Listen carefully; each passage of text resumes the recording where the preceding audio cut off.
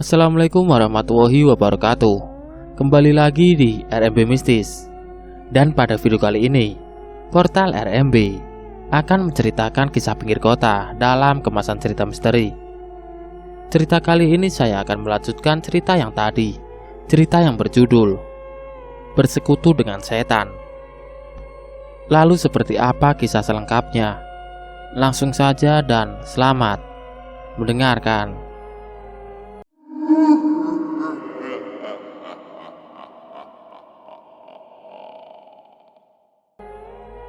Sampai di warung kedua, memarkir motor dan menurunkan karung kerupuk. Loh, kamu di sini? Mas, aku terkejut. Mas Aryo. Iya, aku sarapan dulu di sini. Sambil nunggu, katanya ada yang mau meeting sama aku. Dia masih duduk di kursi warung.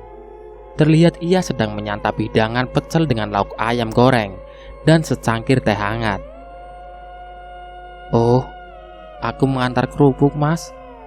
Di sini langganan emak. Sini sarapan dulu aja, temani aku, pintanya. Entah mengapa, badanku terasa refleks menuruti perintah Mas Aryo. Ia memesankanku sepiring nasi remes dan air putih hangat. Sudah lama jadi langganan di sini, katanya sambil menyuap sisa nasinya. Dia tepat duduk di depanku. Sudah lumayan, jawabku sambil mengaduk nasi remes di piring. Kalau boleh tahu, suamimu meninggal karena apa? Tanya Mas Aryo sembari menyeruput teh hangatnya. Jatuh dari atap rumah. Bang Miftah jadi kuli bangunan. Sekarang gak berniat untuk menikah lagi.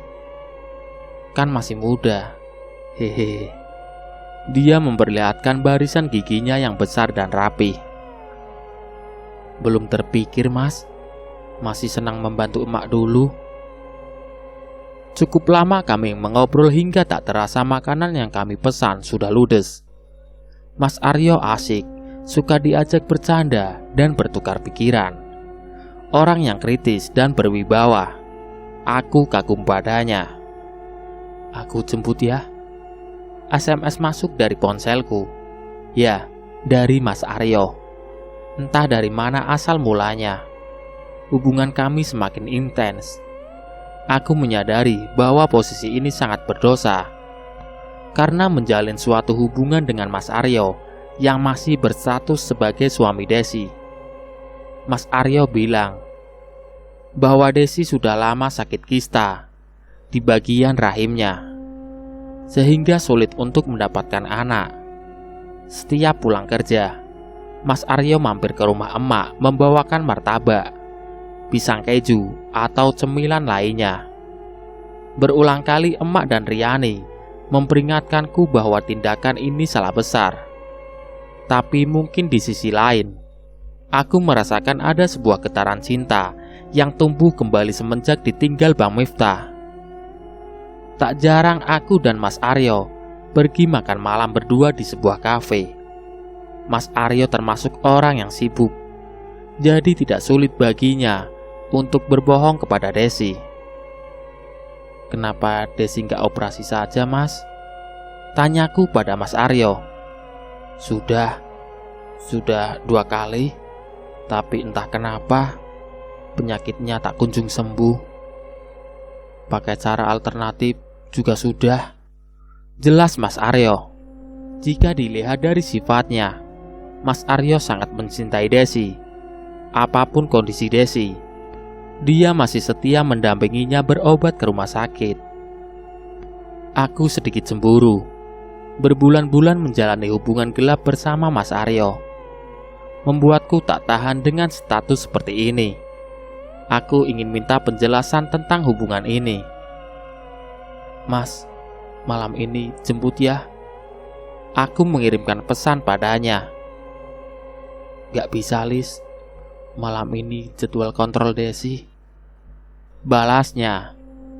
Kok gitu? Sejak kapan kamu peduli sama istrimu? Rasa cemburu yang sudah di ujung tanduk. Lama sekali kutunggu balasan SMS dari Mas Aryo, namun tak kunjung kuterima. Hati-hati, emak sudah berkali-kali memperingatkanmu soal hubungan ini. Emak tidak mau kamu menjadi perusak rumah tangga orang, Lis, ucap emak. Ah, tidak, Mak. Mas Aryo itu sudah bosan sama Desi. Dia mau menikahiku, jawabku sekenanya. Apa? Jangan main-main kamu, Lis. Emak tidak mau kamu bertindak kelewatan. Lihat saja, Mak. Aku akan membuat Mas Aryo menceraikan Desi. Aku meninggalkan emak yang duduk bersamaku di depan ruang tamu. Mas, kamu di mana? Aku kangen. Kukirim SMS pada Mas Aryo. Sabar ya. Besok aku jemput kamu. Kita makan malam berdua. Senyum sumringah terpancar di bibirku. Akhirnya, aku akan bertemu sang pujaan hati. Keesokan malam, Mas Aryo memenuhi janjinya dengan memakai celana jeans sedengkul, baju kaos berwarna hitam, dan jam tangan. Dia tampak seperti pangeran. Aku memoles wajahku supaya terlihat sangat cantik di hadapannya. Memakai baju atasan berwarna biru malam, sedang aksen rendah di lengannya, dan rok sepan merah muda. Tak lupa sendal selop dan tas lempang warna senada. Rambutku gerai saja. Yuk, Mas. Aku menggandeng tangan kekar Mas Aryo. Kami memasuk mobil hitamnya. Duduk di sampingnya, memangku tas lempang dan memasang safety belt.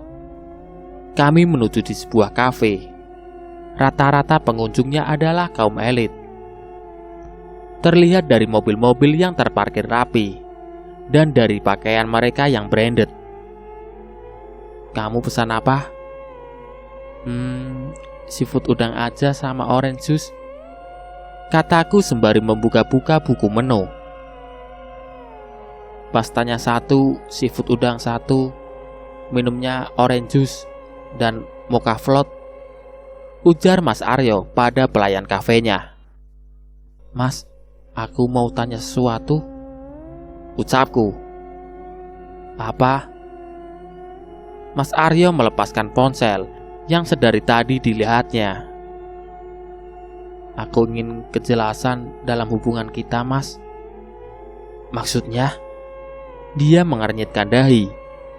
Ya, aku ingin hubungan yang jelas.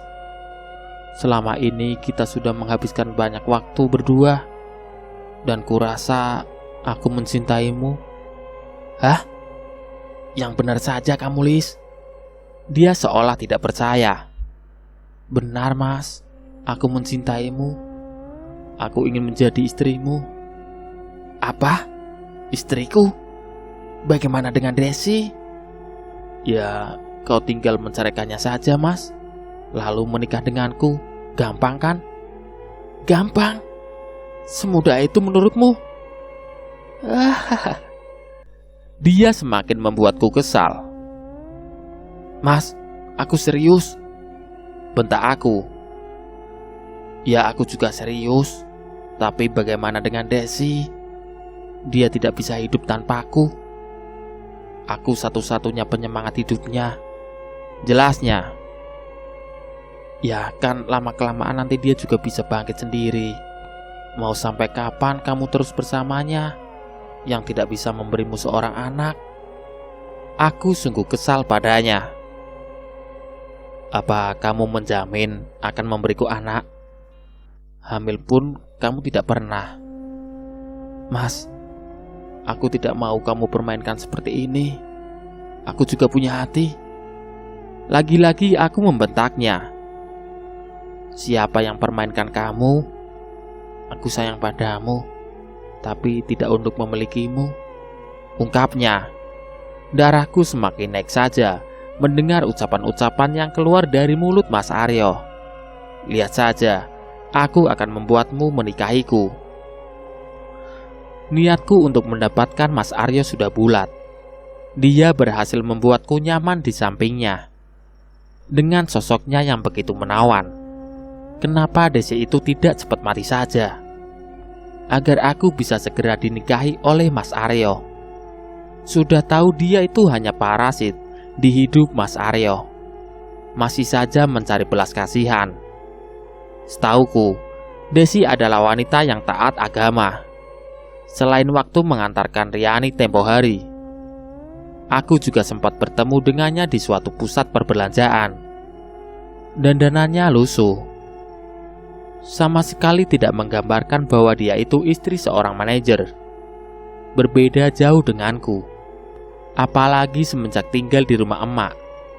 Penghasilan kerupuk meningkat drastis, dan aku selalu mendapatkan upah yang lumayan dari hasil menjadi kurir kerupuk emak. Upah itu aku gunakan untuk membeli kebutuhan make up, pakaian modis, dan tas bagus. Itu sebagai penunjang agar Mas Aryo tak terlihat malu saat jalan denganku. Dia pernah bercerita kepadaku tentang penampilan Desi yang serba tertutup jika sedang jalan berdua dengannya. "Sayang, malam ini kita jalan yuk."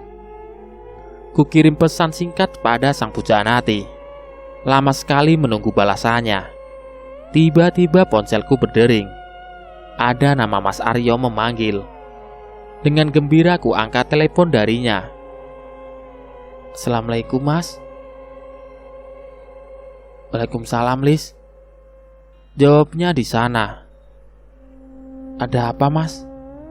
"Malam ini aku tidak bisa menjemputmu. Desi sedang kritis di rumah sakit, Lis." Jelasnya. "Ya ampun, tinggalkan saja dia, Mas," ucapku kesal. "Ya nggak bisa gitu dong, Lis. Sudah ya, aku masih sibuk." Dia menutup teleponnya. Dadaku bergemuruh. Sejak kapan dia mulai perhatian pada Desi? Biarkan saja dia mati. Waktu berlalu. Aku semakin diacuhkan oleh Mas Aryo.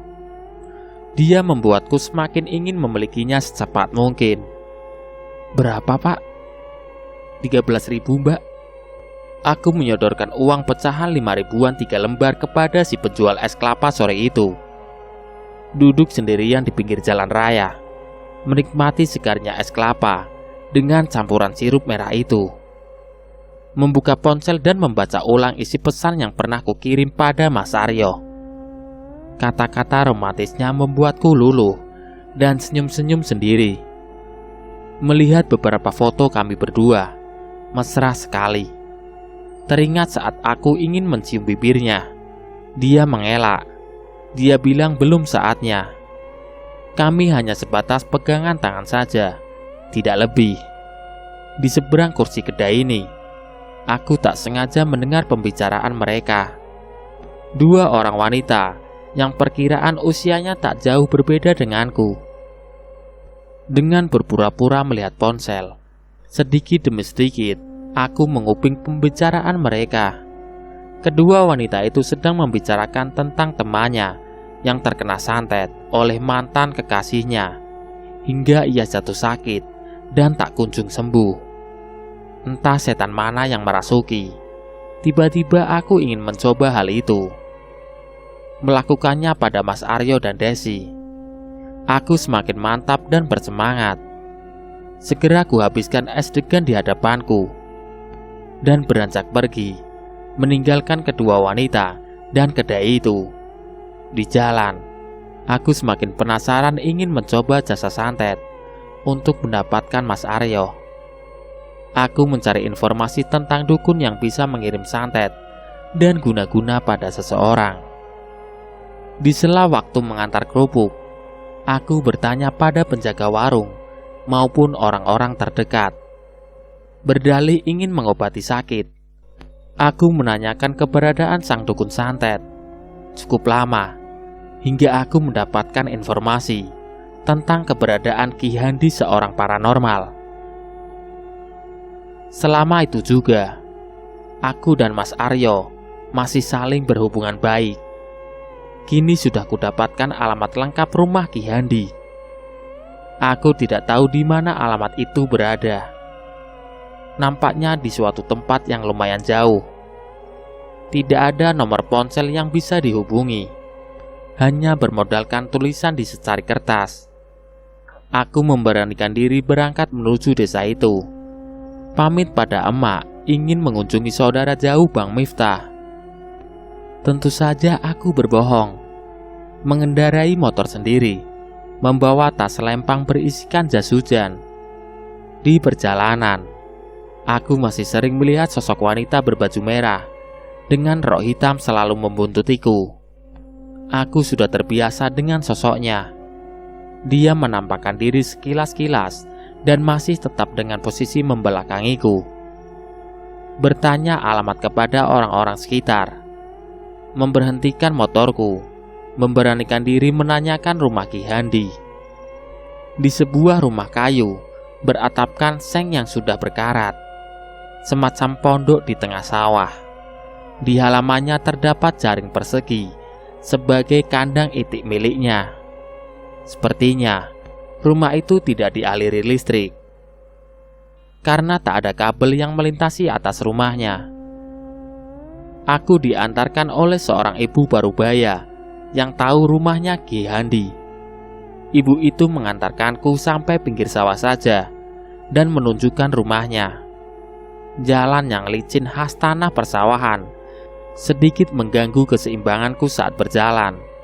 Dengan hati-hati, aku menuju rumah Ki Handi yang terletak sekitar 100 meter dari bibir sawah. Suara itik yang bersahutan menandakan mereka sedang melihat orang asing menuju tempat ini. "Assalamualaikum Ki," ucapku sambil mengetuk daun pintunya. "Waalaikumsalam. Siapa?" Suara yang cukup rentak ku dengar dari arah dalam rumah. "Saya Ki, mau minta tolong." Ki Handi membukakan pintunya. Perawakan yang lebih pendek dariku, memakai baju dan celana hitam. Ada kupluk di atas kepalanya. Terlihat cukup tua karena kulitnya yang sudah terlihat keriput. "Masuk," ajak Ki Handi. Aku mengangguk. Kami berdua duduk di dalam rumahnya. Tidak ada alas apapun, hanya kayu. Dan kulihat banyak sekali cawan-cawan kecil berisikan bunga warna-warni. Bau dupa yang tertancap di sebuah wadah berisikan beras kuning. Ada pula berbagai macam bentuk tulang. Entah tulang apa.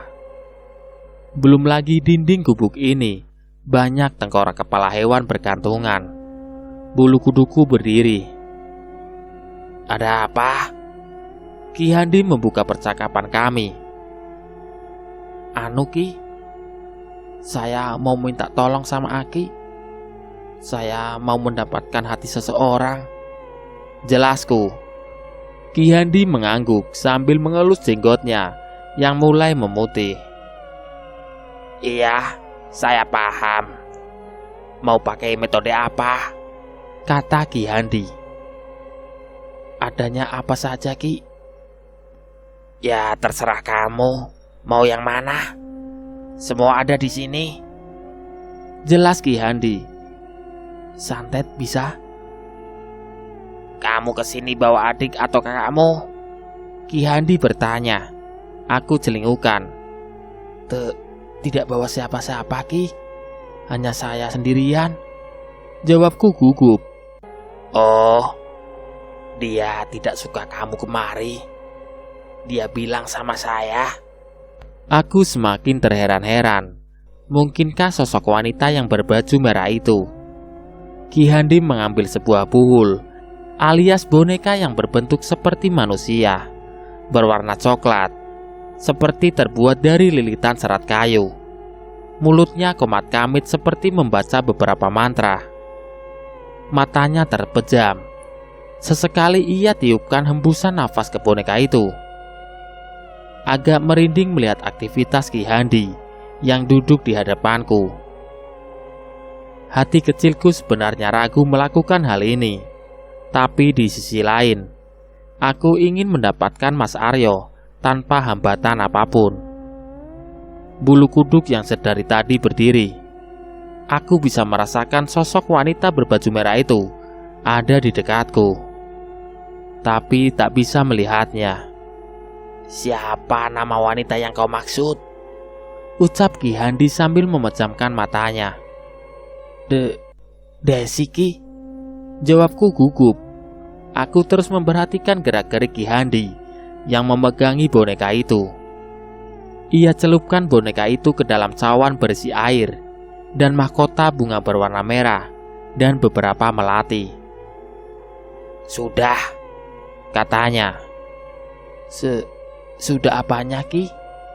Aku masih terpaku. Ya sudah ini, kamu bawa pulang. Oh sebentar.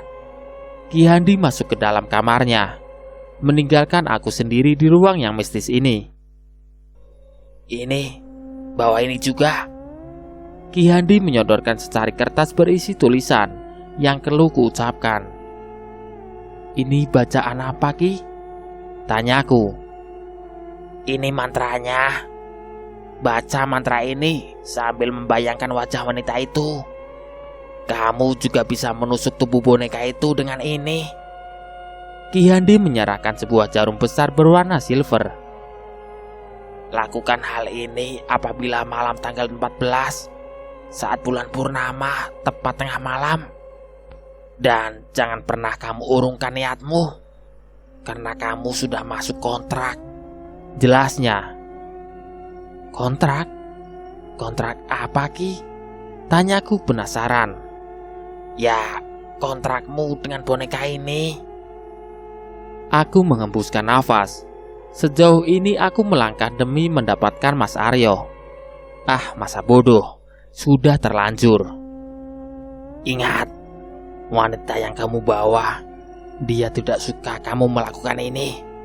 Jadi, kalau kamu ingin dia menjauh, lakukanlah ini. Dan perlu Aki ingatkan, Desi yang kamu maksud ini, dia termasuk ahli agama. Tidak mudah untuk menembus dirinya, jadi berhati-hatilah. Pesan Ki Handi. Tanganku semakin gemetar. Ya Tuhan. Aku menyerahkan amplop putih berisikan uang. Ki Handi memang tidak mematok tarif atas jasanya.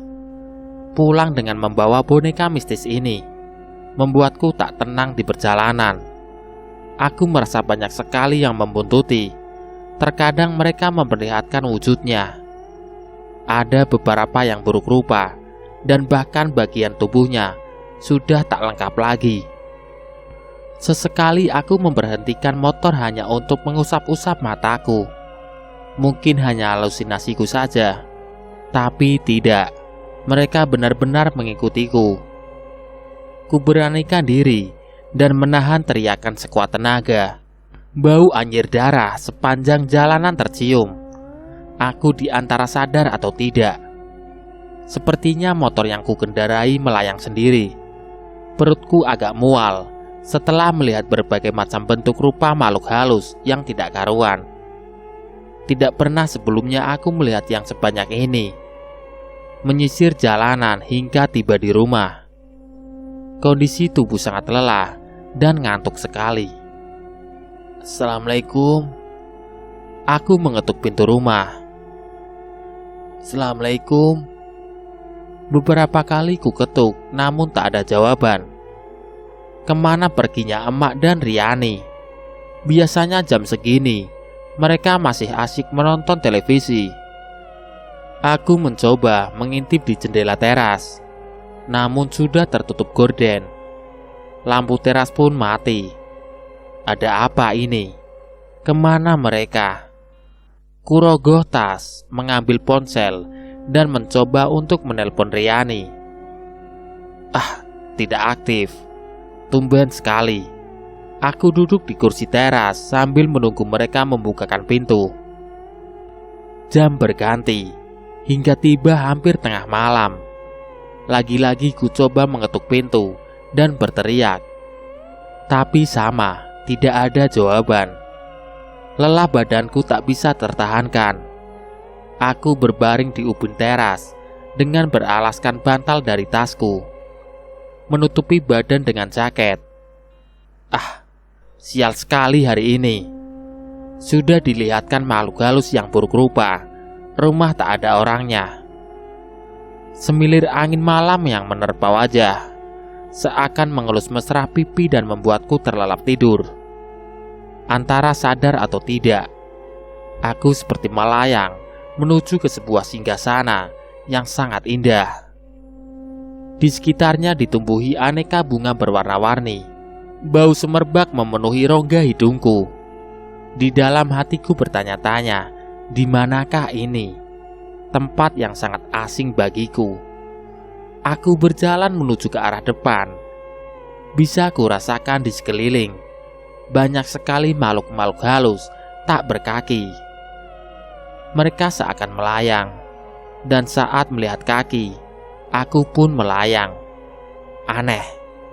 Aku berteriak, namun tidak ada suara yang keluar dari mulutku. Berkali-kali ku tampar wajah. Kalau-kalau ini hanya mimpi. Namun aku masih merasakan sakit. Berarti bukan mimpi. Seakan ada yang mengarahkan langkah. Aku sampai di sebuah kursi besar. Di atasnya terdapat mahkota berwarna emas. Sepertinya kursi yang empuk. Melihat ada alas busa di atas tempat duduknya. Besar sekali, sehingga melebihi kepalaku. Bunga-bunga terpasang di sudut kursi emas itu.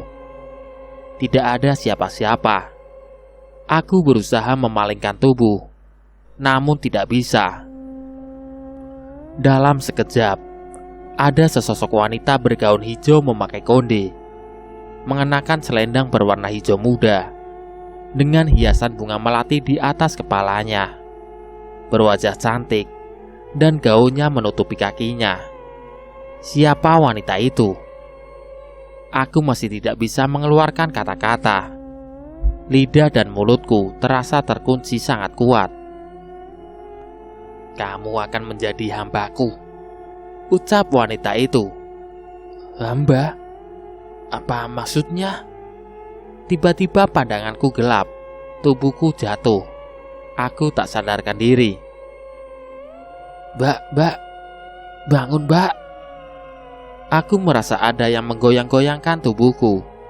Membuka mata perlahan. Melihat sekeliling. Rupanya aku sudah berada di kamar. Ada apa nih? Mbak, tadi kenapa? Suaraku parau. Badan sungguh lelah sekali. Mbak pingsan dari tadi malam, kata Riani. Pingsan? Aku langsung memegang kepala. Pening rasanya. Iya mbak, sudah 2 hari mbak tidak pulang. Tadi malam emak menemukan mbak sudah tertidur di teras, jelas Riani. 2 hari? Perasaan baru tadi malam aku sampai rumah lalu tertidur. Aku malas membahas ini. Aku yakin ini ada hubungannya dengan kunjunganku pada Ki Handi dan boneka itu. Riani membantuku duduk di atas kasur dan memberiku teh hangat. Emak kemana?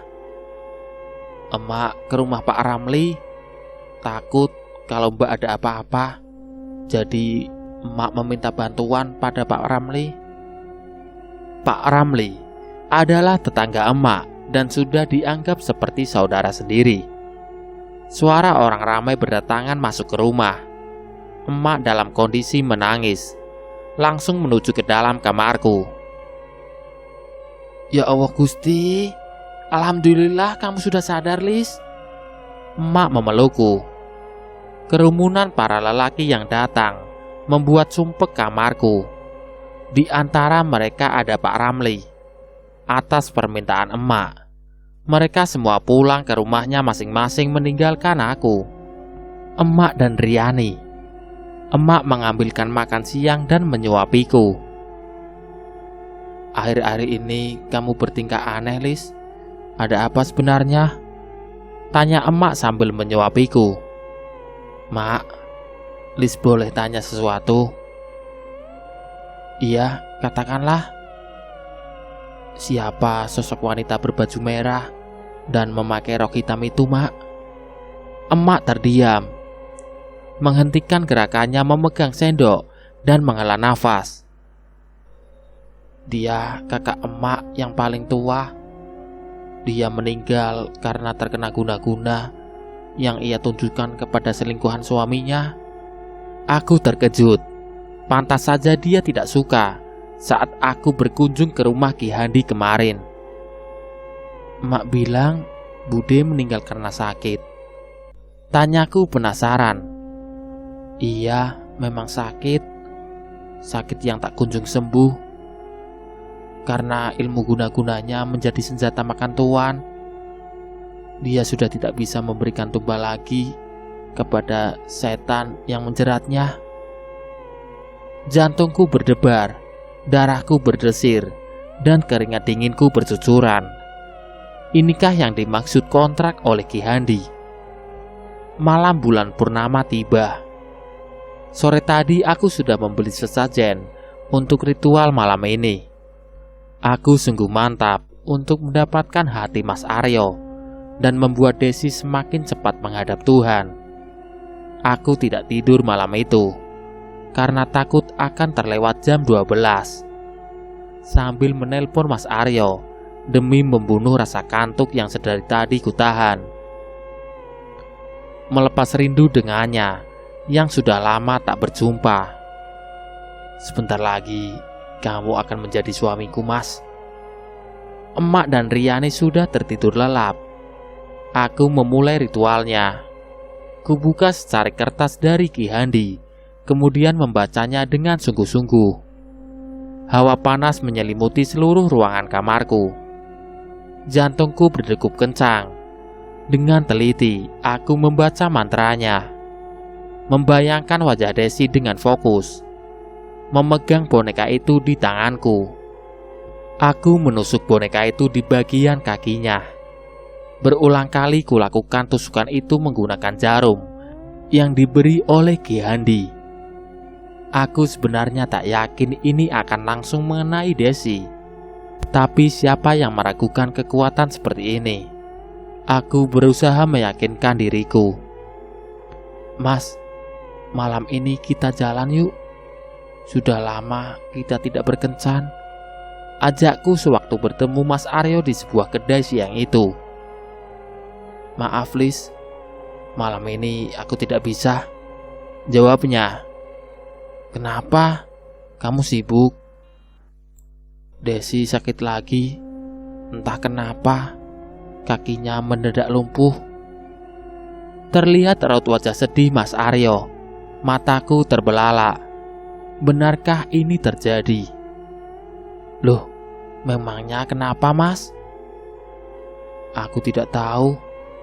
Padahal sebelumnya dia biasa-biasa saja. Boleh aku menjenguknya? Silakan saja. Tapi tolong bawa adikmu agar dia tidak curiga. Terangnya. Baiklah. Malam itu aku mengajak Riani menjenguk Desi di rumahnya. Dengan rasa senang, aku melangkahkan kaki memasuki rumahnya. Ya Allah, Mbak, kok bisa sampai begini? Aku melihat Desi duduk di kursi roda yang didorong oleh Mas Aryo. Ya, aku tidak tahu juga, Mbak. Tiba-tiba kakiku mati rasa. Aku tidak bisa menggerakkannya. Sudah berobat? Sudah. Kata dokter, kakiku tidak sakit apa-apa. Yang sabar ya, Mbak. Aku mengelus pundaknya. Mas, antar aku ke kamar. Aku mau sholat isya. Kata Desi pada Mas Aryo. Dengan sabar Mas Aryo mendorong kursi roda Desi. Semoga kamu lekas mati, Des. Aku pamit pulang pada Mas Aryo. Dia terlihat tabah menerima keadaan Desi yang sudah lumpuh seperti itu. Tiba di rumah, aku bergegas masuk ke dalam kamar, menyusun peralatan ritualku. Aku ingin Desi segera menemui ajalnya. Aku abaikan perkataan Ki Handi yang menyuruhku melakukan ritual hanya saat malam bulan purnama saja. Aku pikir lebih sering kulakukan, Desi akan cepat mati. Memegang boneka itu dan membacakan mantranya, sambil fokus membayangkan wajah Desi yang kesakitan, senyum tersinggung di bibirku. Aku menusukkan jarum ke bagian perut dan tangan boneka itu. Hawa di kamar semakin panas. Tubuhku gemetar. Boneka itu terlempar dari tanganku. Terkejut dengan nafas yang tersengal. Air dari cawan berisi potongan kembang itu tumpah ke lantai. "Ada apa, Lis?" Emak mengetuk pintu kamarku. Tidak ada apa-apa, Mak." Aku memungut boneka itu kembali, mengulangi ritual, membacakan jampi-jampi, dan semakin fokus membayangkan Desi menderita. Lagi-lagi, boneka itu terpental. Jantungku berdegup semakin kencang. Keringatku bercucuran. Tiba-tiba pandanganku menjadi gelap, antara sadar dan tidak. Aku kembali berada di sebuah singgasana berwarna emas yang dulu pernah kutemui. Aku tahu ini hanya mimpi. Kini suasana di singgasana ini berubah menjadi sangat panas. Aku tak melihat sosok wanita berbaju hijau itu di sana. Tiba-tiba, dua makhluk besar datang dari arah belakangku. Badannya sangat besar, memakai celana pendek berwarna hijau. Tangannya kekar, menyeret tubuhku ke belakang. Ingin berteriak, tapi suaraku sama sekali tidak terdengar. Dengan kasar mereka menyeret tubuhku yang hanya separuh dari ukuran tubuh mereka. Berulang kali aku meronta dan berusaha melepaskan cengkeraman dari tangan kasar mereka. Tubuhku menggeliat. Berkali-kali aku menjerit meminta tolong, tapi tetap tidak ada suara yang keluar dari mulutku. Diseret dan rambutku dijambak sakit sekali. Perih. Aku berusaha meronta melepaskan genggaman kedua makhluk besar itu. Tapi apa daya, badanku kalah besar dari mereka. Aku lelah. Mereka membawaku ke sebuah ruangan yang gelap sekali. Tak ada celah cahaya yang masuk. Pengap sekali. Aku hanya bisa mendengar dengusan nafas dari kedua makhluk itu. Terdengar sangat marah. Aku didudukan di lantai dengan posisi bersimpuh. Tiba-tiba di hadapanku timbul sebuah cahaya yang menyilaukan. Sangat terang sekali. Dari dalam cahaya itu muncul wanita berbaju hijau yang tempo hari kutemui di tempat misterius ini. Dia membawa 2 ekor ular yang melilit di lehernya. Ular itu saling menjulurkan lidahnya. Sang wanita terlihat marah padaku. "Kenapa kamu bersikeras?" ucap wanita itu. Suaranya terdengar menggelegar. Aku ingin menjawab namun tidak bisa. Mulutku terkunci rapat. Hari berlalu. Tak sabar rasanya ingin cepat-cepat menelpon Mas Aryo. Aku mau tahu apakah Desi sudah mati ataukah masih merintih kesakitan. Mas Aryo bodoh. Jelas-jelas Desi sudah tidak bisa memberikannya kebahagiaan. Masih saja ia pertahankan. "Emak tidak lagi melihat budemu kesini, Lis?" tanya emak saat ku bantu dirinya membungkusi kerupuk di dapur. "Ah, emak, dia itu hantu. Memang tidak pantas dia ada di sini bersama kita," jawabku. "Bukan seperti itu. Dulu sebelum dia meninggal, dia pernah berpesan pada emak, jangan sesekali mendatangi dukun atau melakukan guna-guna. Nanti akan celaka." "Ya iyalah, Mak," Siapapun yang berhubungan dengan setan itu pastilah celaka. Omonganku terbata-bata.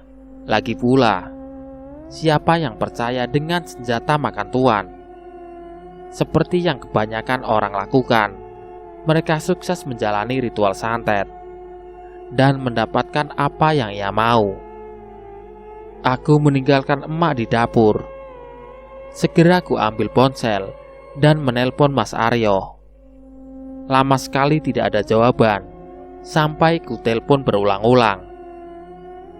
Halo Mas, teleponnya terhubung. Ya, halo Lis. Kamu lagi di mana? Malam ini kita jalan yuk. Aku merindukanmu. Ucapku manja. Maaf Lis, kali ini aku sedang menemani Desi terapi berjalan. Alhamdulillah, dia sudah berjalan sedikit demi sedikit. Apa? Mataku terbelalak. Darahku naik ke ubun-ubun. Langsung kumatikan sambungan teleponnya. Rupanya mantraku tidak berhasil. Kulihat jam, masih pukul 9 pagi. Aku memakai jaket, berganti pakaian, dan bergegas menuju rumah Ki Handi. Apa-apaan ini? Kenapa santetnya tidak berhasil? Dia mempermainkanku. Tanpa pamit pada emak, aku melajukan motor dengan kecepatan penuh. Hatiku kalut dirundung emosi. Perjalanan memakan waktu sekitar 1 jam untuk sampai di rumah Ki Handi. Setiba di rumahnya, aku langsung menggedor pintunya tanpa mengucapkan salam. Amarahku memuncak. Dia membukakan pintu. Ada apa? Jawabnya dengan suara parau. Aku ingin meminta pertanggungjawaban, Ki. Pertanggungjawaban apa? Mari duduk dulu. Ki Handi mempersilahkanku masuk dan duduk. Saya sudah melakukan ritualnya 2 kali, tapi kenapa Desi malah bisa berjalan lagi, Ki? Ujarku menggebu. Sudah Ki bilang, Desi adalah orang yang taat agama. Tidak mudah untukmu bisa mengirim guna-guna padanya. Jelas Ki Handi. Omong kosong. Semua harus bisa ditembus. Aku marah padanya, bagai orang yang kesurupan. Kuhambur cawan-cawan milik Ki Handi dan jatuh berserakan. Kubanting hiasan kepala hewan yang menempel di gubuknya. Apa-apaan kamu?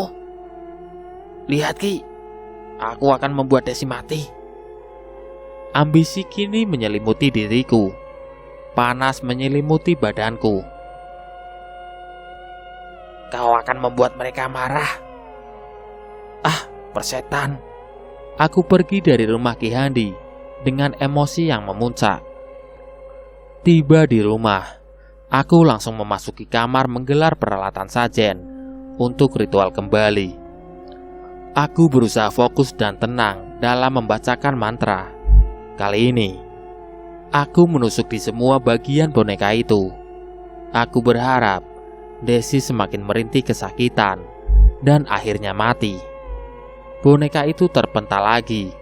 Aku bagai orang kesetanan. Ku ambil dan mengulangi lagi bacaan mantra. Tapi tetap saja boneka itu kembali terpental. Aku mengamuk, berteriak dan menghamburkan alat sajen itu. Berteriak-teriak seperti bukan aku yang ada di dalam tubuh ini. Emak menggedor pintu kamarku sambil berteriak juga. Pandanganku berubah gelap. Aku tersungkur ke lantai. Kembali aku berada di singgasana itu. Kini tempat itu porak-poranda. Seperti ada yang menghancurkannya. Kursi emasnya terjungkal. Bunga-bunga di sekelilingnya seperti habis terbakar. Terdengar auman menggelegar, seperti auman harimau yang sedang marah. Benar saja, tiba-tiba singgasana yang kupijak itu runtuh. Aku masuk ke dalamnya. Gelap sekali. Aku mencoba membuka mata, namun tidak bisa. Berteriak pun tidak ada suara yang terdengar. Aku mendengar seperti ada yang membacakan ayat-ayat. Namun di mana? Siapa? Aku tidak bisa melihat apapun. Lis, bangun Lis. Seperti suara emak sedang menangis. Tapi di mana? Aku tidak bisa melihatnya. Lis, sadar. Bangun. Emak. Emakkah itu? Aku mencoba membuka mataku, tapi masih gelap. Mencoba membuka mulutku, namun tetap saja terkunci rapat.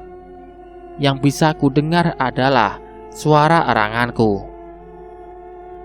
Kaki dan tanganku tidak bisa ku gerakkan. Ada apa ini? Hanya itu yang bisa ku keluarkan dari mulutku yang terkunci. Emak masih terdengar menangis. Dan tidak hanya emak, nampaknya banyak sekali orang yang berada di sini, sedang berkumpul. Tapi aku di mana? Tubuhku sangat kaku. Sampai singkat cerita, Lilis sudah bisa berbicara, namun tidak terdengar jelas, seperti orang berbisik. Dia masih tidak bisa membuka matanya. Badannya pun kaku seperti kayu. Buang hajat pun dilakukan Lilis di atas kasurnya. Emak dan Riani lah yang mengurus Lilis saat itu. Aryo pernah menengok Lilis dan emak menyampaikan perbuatannya. Aryo terkejut. Dia bahkan tak habis pikir Lilis tega melakukan itu pada Desi. Kini Desi telah tiada karena penyakit rahimnya yang membuat tubuhnya lemas, bukan karena santet. Aryo menuturkan bahwa Desi sangat gemar melakukan ibadah. Saat kakinya lumpuh pun, Desi masih sering melakukan sholat. Itu yang membuat Aryo setia mendampingi Desi. Lilis sempat meminta maaf pada Aryo, namun nasi telah menjadi bubur. Lilis tetap tidak bisa merubah takdirnya. Setelah 3 tahun pasca Lilis melakukan santet, ia meninggal dengan ada butiran air mata jatuh di pipinya. Inilah kontrak mati Lilis kepada sang setan yang telah meracuni pikirannya. Semua karena ambisi dan tekadnya mendapatkan cinta yang jelas-jelas tidak bisa ia dapatkan. Portal RMB, cerita yang berjudul Bersekutu dengan Setan pun selesai. Nantikan cerita-cerita menarik lainnya di konten berikutnya. Sekian. Wassalamualaikum warahmatullahi wabarakatuh.